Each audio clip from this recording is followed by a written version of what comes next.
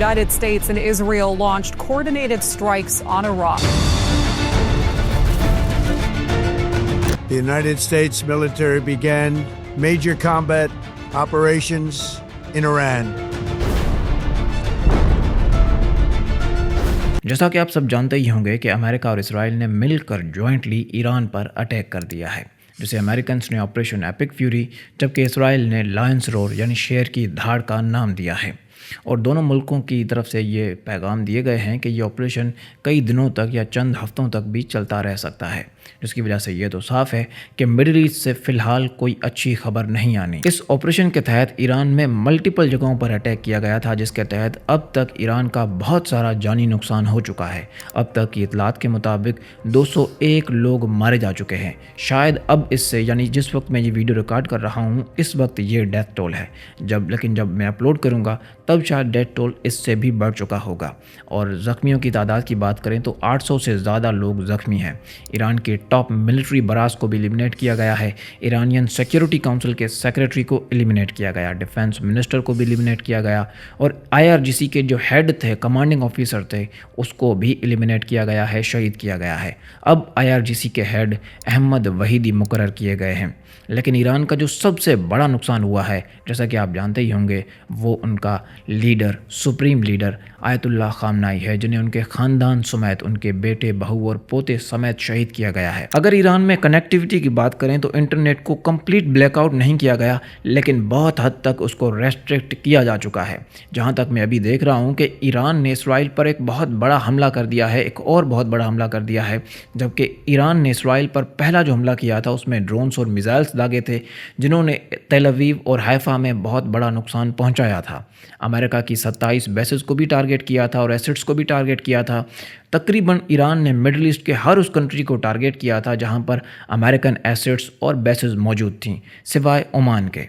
Qatar में अल उदैद airbase, Kuwait में अल Salim airbase, UAE में अल दाफरा एयरबेस, बहरीन में US के 5th फ्लीट हेडक्वार्टर को टारगेट किया गया है। सऊदी अरब में भी डिफरेंट जगहों पर धमाके सुनने को मिले हैं। जॉर्डन में भी US की कई बेसेस को टारगेट किया गया है, जबकि इसराइल ने स्टेट ऑफ एमरजेंसी नाफिज कर दी है और पूरे मिडिल ईस्ट में सिविल एविएशन की जितनी भी फ़्लाइट्स थीं उन्हें गैर मुअय्यना मुद्दत तक सस्पेंड कर दिया गया है। ईरान का सबसे बड़ा हथियार था स्ट्रेट ऑफ हॉर्मुज़ का ब्लॉकेज, जो उन्होंने चला दिया है। स्ट्रेट ऑफ हॉर्मुज़ को कंप्लीटली सील कर दिया गया है। अब कोई भी शिप वहां पर तैरती हुई दिखाई दी तो ईरान उसे डुबो देगा। ये ईरान का लेजिटिमेट टारगेट होगा, ये उन्होंने डिफाइन कर दिया है। कल से वाशिंगटन पोस्ट में एक नया इंकशाफ देखने को मिल रहा है और वो ये है कि अमेरिकन प्रेसिडेंट डोनाल्ड ट्रंप को इस्राएली प्राइम मिनिस्टर नेतन्याहू और सऊदी अरब के क्राउन प्रिंस मोहम्मद बिन सलमान ने ईरान पर हमला करने के लिए इंसिस्ट किया था। उनकी हफ्तों की मिन्नतों के बाद ही डोनाल्ड ट्रंप ने ईरान पर स्ट्राइक्स किए हैं। अगर ये बात सच है तो इसका मतलब तो ये है कि अमेरिकन आर्मी अब एक मर्सनरी आर्मी बन के रह चुकी है। आप उसे चंद मिलियन डॉलर्स दें या चंद बिलियन डॉलर्स दें और किसी भी मुल्क पर हमला करवा लें। ईरानियन सुप्रीम लीडर की शहादत की वजह से ईरान में 40 दिन के शोक का ऐलान किया गया है, जबकि ईरान में ही कुछ इलाके ऐसे भी हैं जहां पर इस शहादत को सेलिब्रेट किया जा रहा है, जश्न मनाया जा रहा है। पाकिस्तान में इस शहादत की वजह से अमेरिकन कौंसलेट को नजर आतिश किया गया था, जबकि इस पर रिटेलिएशन में सोल्जर्स ने फायरिंग की और सिंध पुलिस के जवानों ने भी उन मुतादिद प्रोटेस्टर्स पर फायरिंग की, जिसके नतीजे में 9 लोग हलाक हो चुके हैं और कई लोग जख्मी भी हैं। अगर आपको लग रहा है कि इसराइल ईरान में रिजीम चेंज करने के बाद रुक जाएगा तो आप सबसे बड़ी गलतफहमी का शिकार हैं। इसराइल की एक्सपेंशनिज्म की भूख कभी मिटनी ही नहीं है। सालों से इसराइल का ये दावा था कि उसका एक ही बड़ा खतरा है और वो है रेडिकल शिया एक्सिस, जिसमें ईरान, हिजबुल्लाह, इराकी मिलिशिया और हुतीज शामिल थे। लेकिन अब इक्वेशन बदलती हुई दिखाई दे रही है। अब इसराइल एक नई टर्म यूज़ कर रहा है और वो है एमर्जिंग रेडिकल सुन्नी एक्सिस। इस एक्सिस में 3 मुल्कों के नाम लिए जा रहे हैं, जिसमें टर्की, पाकिस्तान और सऊदी अरब शामिल है। ये तीनों सुन्नी मुस्लिम मेजॉरिटी कंट्रीज़ हैं और ये तीनों फ़लस्तीन के काज को किसी न किसी तरीके से सपोर्ट करते हुए आ रहे हैं, जिसकी वजह से ये इसराइल के एग्जिस्टेंशियल थ्रेट के सर्किल में आ चुके हैं और इसराइल इन्हें इकोनॉमिकली, मिलिट्रीली और टेक्नोलॉजिकली आइसोलेट करने के प्लान्स बना चुका है। टर्की भी 2019 से खुलेआम ऐसी स्टेटमेंट्स देता हुआ आ रहा है कि वो न्यूक्लियर आर्म्स रेस को ज्वाइन करने जा रहा है और फिलहाल 9 फरवरी 2026 को उनके फॉरेन मिनिस्टर ने भी इस बात को रिपीट किया है कि वो न्यूक्लियर रेस ज्वाइन جوائن کرنے جا رہے ہیں۔ اس کا مطلب یہ ہے کہ ترکی بھی جلد ہی ایک نیوکلیئر بوم ایکوائر کرنے والا ہے۔ ریسنٹلی ہمیں انٹرنیشنلی ایک نئی گینگ بنتے ہوئے دکھائی دے رہی ہے۔ میں اسے الائنس کے بجائے گینگ کیوں کہہ رہا ہوں، جب آپ ملکوں کے نام سنیں گے تو خود ہی سمجھ جائیں گے۔ سب سے پہلا ملک ہے انڈیا، جہاں پر RSS کی آئیڈیالوجی پائی جاتی ہے، اور RSS کی آئیڈیالوجی کیا ہے اور کتنی خطرناک ہے مجھے اسے ڈیفائن کرنے کی بھی ضرورت نہیں ہے۔ دوسرا ملک ہے اسرائیل، جہاں پر نیتن یاہو کے غزہ کے وار کرائمز پوری دنیا جانتی ہے، اور موساد کے جو اللیجیٹمیٹ اور اللیگل آپریشنز ہیں وہ بھی پوری دنیا جانتی ہے۔ اور تیسرا جو ملک ہے وہ ہے افغانستان، جسے آدھی سے زیادہ دنیا ریکگنائز ہی نہیں کرتی۔